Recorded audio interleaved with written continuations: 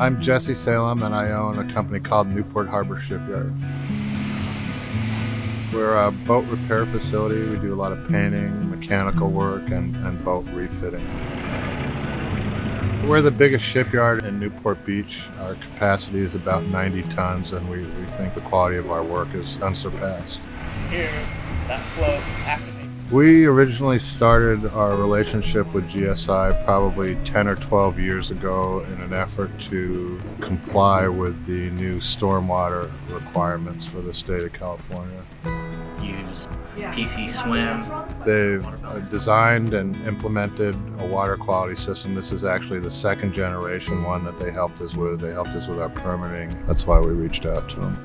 Because they sit right on Newport Harbor. They're held to a standard of around 5 parts per billion for copper, which is a really, really low number. Very difficult to achieve that number. And so they ask us to help them retrofit an existing treatment system to meet this really low discharge standard.